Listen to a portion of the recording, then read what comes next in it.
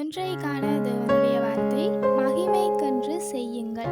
1 கொரிந்தியர் 10ஆம் அதிகாரம் 31ஆம் வசனம் சொல்லுது, நீங்கள் புசித்தாலும் குடித்தாலும் தேவனுடைய மகிமைக்கென்று செய்யுங்கள். அதாவது எங்களுடைய வாழ்க்கையில நாங்கள் என்ன செய்தாலும் அதை தேவனுடைய மகிமைக்கென்று செய்ய வேண்டும். ஊழியமாக இருந்தாலும் சரி, அல்லது வாழ்க்கையில வேறு ஏதாவது ஒரு காரியமாக இருந்தாலும் சரி, சிறிய காரியமாக இருந்தாலும் அது பெரிய காரியமாக இருந்தாலும் தேவனுடைய மகிமைக்கென்று நாங்கள் அதை செய்ய வேண்டும்.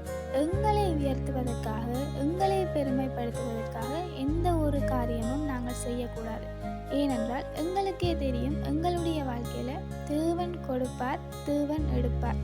ஆகையால நாங்கள் எங்களை பெருமைப்படுத்தி எங்களை உயர்த்துவோமாக இருந்தால் அந்த காரியத்தை தேவன் எடுத்து போட்டு விடுவார். ஆகையால நாங்கள் எது செய்தாலும் அதை தேவனுடைய மகிமைக்கென்று செய்கிறவர்களாக இருக்க வேண்டும். இதில் சொல்லப்பட்டது, புசித்தாலும் குடித்தாலும் தேவனுடைய மகிமைக்கென்று செய்யுங்கள்.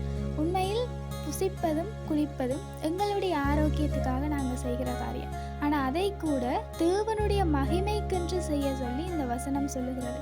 அப்படி எதுவாக இருந்தாலும், எந்த சந்தர்ப்பமாக இருந்தாலும் தேவனுடைய மகிமைக்கென்று செய்கிறவர்களாய், தேவனுக்கென்று நிற்கிறவர்களாய் நாங்கள் காணப்பட வேண்டும். அப்படி நாங்கள் தேவனுக்கென்று செய்யும் பொழுது எங்கள் நிமித்தம் தேவன் மகிமைப்படுவார். அது மற்றவர்களுக்கு சாட்சியாகவும் அமையும். Have a beautiful day.